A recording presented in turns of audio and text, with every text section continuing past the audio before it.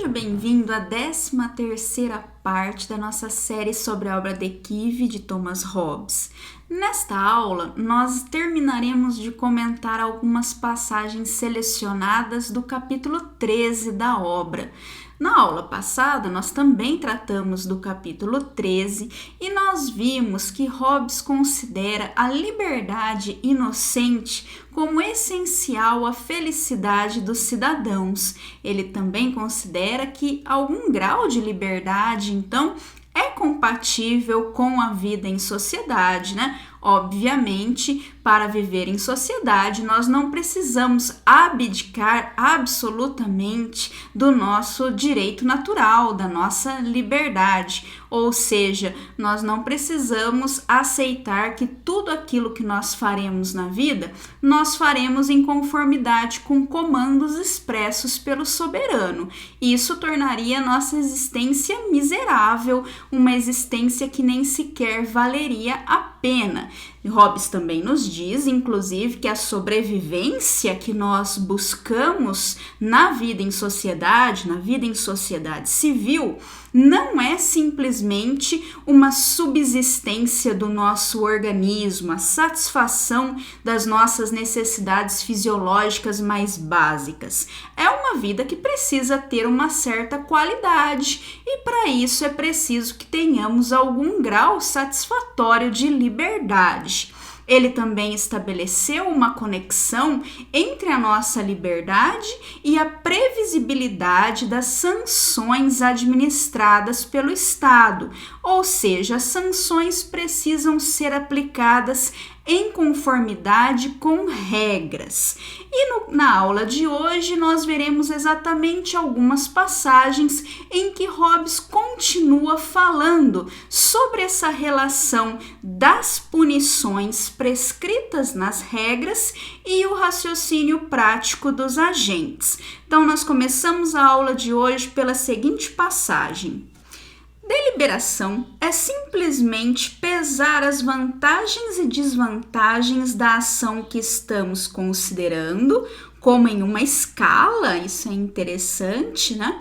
Onde a consideração mais pesada necessariamente é colocada em efeito, nós damos efeito à consideração que pesa mais pela sua própria inclinação natural. O que chama a minha atenção nessa passagem é uma concepção bastante simplória, se me permitem, do raciocínio prático, né? Essa concepção em que o domínio da razão prática é um campo de razões comensuráveis, né? Isso está bastante explícito nessa passagem, e a unidade, a medida comum a essas nossas escolhas, ao objeto da nossa vontade, é a quantidade de prazer ou de desprazer que cada escolha é capaz de nos proporcionar. Então é como se, ao efetuarmos um raciocínio prático, nós pudéssemos de fato efetuar essa comparação nos mesmos termos de tudo aquilo que é opcional, de todas as alternativas que são colocadas diante de nós, como acontece quando nós vamos a uma sorveteria e temos que escolher qual é o sabor de sorvete que nós vamos desfrutar na tarde de hoje, alguma coisa nesse sentido.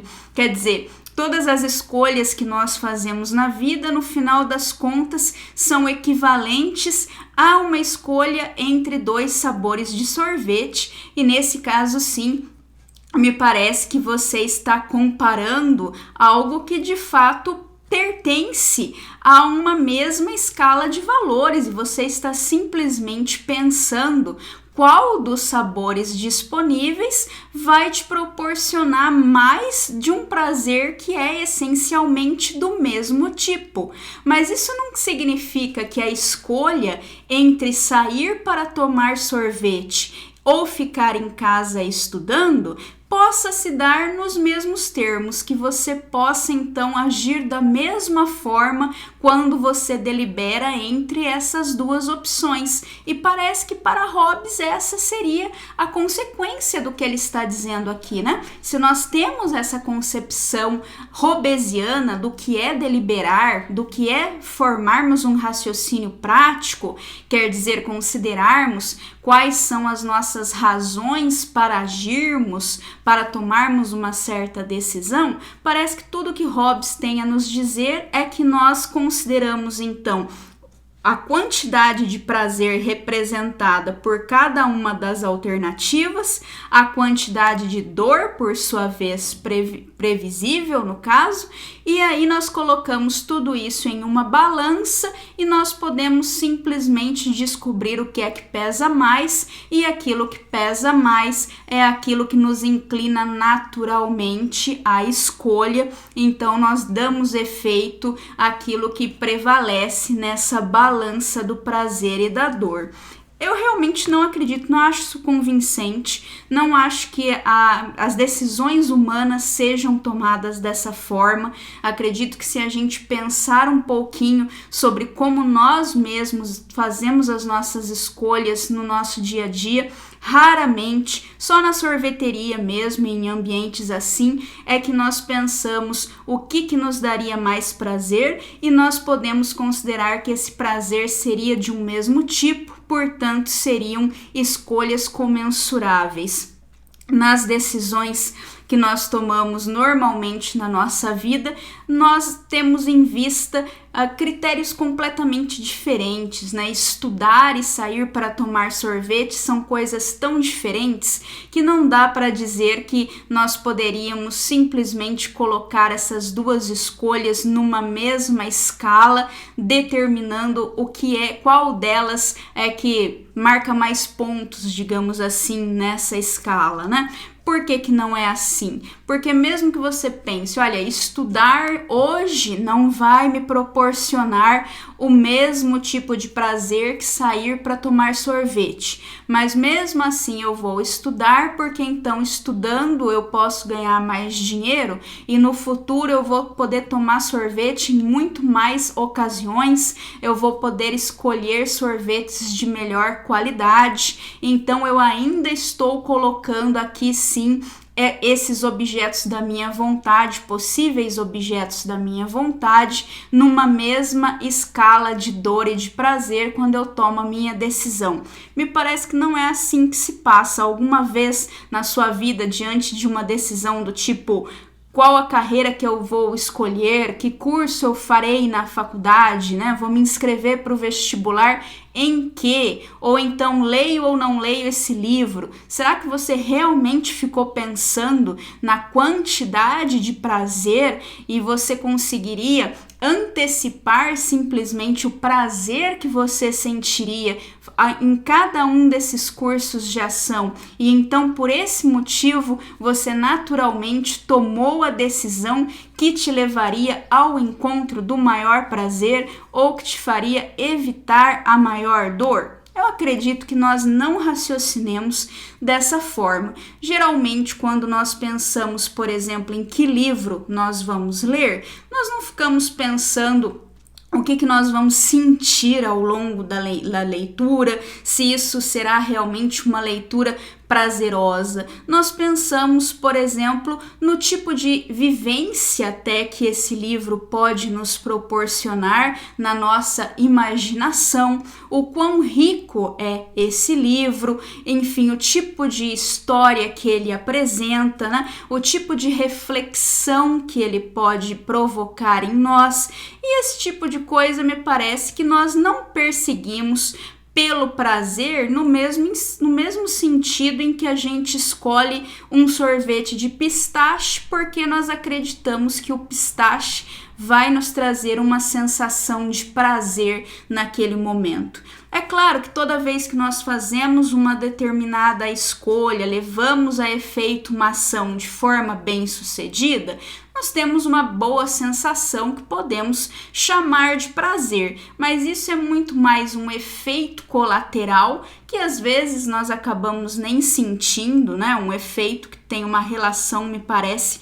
contingente com a realização da ação, mas não é por causa desse efeito que nós escolhemos todas as ações que nós escolhemos praticar. Não é por causa da sensação que acompanhará a realização dessa ação. Ou pelo menos eu não acredito nisso, eu me alinho a essas teorias que costumam acreditar que tudo que nós escolhemos de uma maneira intencional, nós escolhemos em nome de algum bem, de algum valor, de alguma razão que não é simplesmente o prazer. Algumas vezes, como eu disse, pode ser o prazer. Em algumas situações, o fato de uma escolha trazer uma situação prazerosa, uma condição, um estado prazeroso para nós, é uma razão para fazermos essa escolha, mas dizermos que essa é a única razão ou que há sempre essa mesma razão por trás de todas as nossas escolhas, isso é que não me parece muito razoável, não me parece muito plausível para elucidar o modo como de fato nós fazemos as escolhas das nossas vidas. Isso implicaria, como Hobbes está dizendo, que o prazer envolvido em cada uma dessas nossas escolhas seria um prazer sempre comparável, sempre um prazer que poderia formar, digamos assim, um par com o prazer representado pela outra escolha, de tal maneira que você apenas vislumbraria qual desses objetos da nossa escolha vai mais alto na escala desse prazer, e então você forma a sua vontade como um resultado da deliberação dessa forma, né? É assim que me parece que não se passa na vida de um ser humano comum, não é nesse tipo de coisa que nós estamos pensando quando nós nos defrontamos com a necessidade de fazermos escolhas reais. Tá, eu até fui um pouco mais firme dessa vez em expressar a minha opinião contra Hobbes, porque esse é um assunto que me interessa, essa ideia do raciocínio prático, essa investigação sobre o processo de tomada de decisão é um assunto que realmente está no centro da minha atenção, e eu fico bastante insatisfeita com esse tipo de teoria, como a teoria hobbesiana. Mas é claro que não importa nesta aula a minha crítica ao Hobbes, o importante é que a gente compreenda o que o Hobbes está nos dizendo. Então, para Hobbes, todas as nossas escolhas são comensuráveis, todas as nossas escolhas podem ser medidas em termos de vantagens ou desvantagens, e nós sabemos, com base em outras passagens da mesma obra, que isso significa mais ou menos prazer, mais ou menos dor em cada uma dessas escolhas. Então, a deliberação para ele é justamente esta descoberta do que nos traz mais vantagens em termos de mais prazer e menos dor, e uma vez que nós fazemos essa descoberta, nós nem temos mais propriamente o que escolher, né? Ele já está dizendo que isso ganha efeito como uma inclinação natural. Então, o importante aqui não é se você concorda ou não com a minha crítica, mas que esse princípio hobbesiano do que é o raciocínio prático, essa concepção hobbesiana da deliberação, fique bastante clara, certo? Passando um pouquinho adiante, nós vemos que a relação disso com o que nós estávamos tratando sobre a administração do uso da força que é feito pelo Estado, a administração feita pelo Estado da violência, digamos assim, da interferência coercitiva nas nossas vidas, se conecta com essa ideia do raciocínio prático tal qual explicado por Hobbes da seguinte maneira. Se a pena que um legislador anexa a um crime é pequena demais para fazer com que o medo pese mais do que a ganância, o legislador, isto é, o soberano, é responsável pelo fato de que a ganância se sobreponha ao medo da pena, o excesso de ganância sobre o medo sendo a causa do crime. Se ele então inflige uma pena maior do que ele tinha previamente definido nas leis reais, ele está punindo no outro um erro, né? uma falta que ele mesmo cometeu. Então, eu acho essa passagem bastante interessante também para conectar com aquilo que eu falei na aula passada, né? Sobre um paralelo que eu tracei entre o Hobbes e o Longfellow, no sentido em que, de certa maneira, para Hobbes, o direito positivo também carrega consigo uma certa moralidade interna, quer dizer, da própria noção de qual é a função na sociedade do direito positivo, você pode derivar algumas regras que servem como critério para você julgar o direito positivo. Então, nesse caso, da filosofia de Hobbes, se segue que o direito positivo precisa expressar em forma de regras sanções que sejam maiores do que os incentivos que alguém poderia ter para cometer um determinado crime, para violar justamente aquela regra jurídica. Quando isso não ocorre, não é possível então que a pessoa sofra uma sanção maior do que aquela que está prevista na lei, porque se isso ocorrer, o soberano estará faltando, ele sim, com os seus deveres, com a sua responsabilidade. Na aula passada, nós vimos que o dever do soberano é justamente assegurar a segurança da população, garantir que as pessoas tenham uma vida segura. E a essa ideia, Hobbes conectou exatamente a ideia de que a sanção precisa ser administrada de acordo com aquilo que está previsto na lei e não arbitrariamente. Então, é importante que uma lei eficiente tenha uma sanção prevista nesta lei de tal maneira que ela seja capaz de desincentivar o crime. E se não for, não há mais remédio, porque a sanção não pode ser administrada sem que ela esteja devidamente prevista em uma lei. Nós temos aqui também uma passagem interessante em que Hobbes continua falando sobre a lei precisar desincentivar o crime, e nesse sentido Hobbes nos diz que é muito importante que o agente possa prever um alto nível de probabilidade de que a sanção será aplicável a ele. Não adianta nada que você faça uma lei com penas pesadas se acontece das pessoas saberem que, se elas violarem essa lei, nada acontecerá, ou é muito pouco provável que elas sofram a sanção prevista na lei. Só colocar no papel não vai desestimular ninguém de praticar um crime. O que é mais importante é que a pessoa acredite na probabilidade de que ela seja efetivamente punida.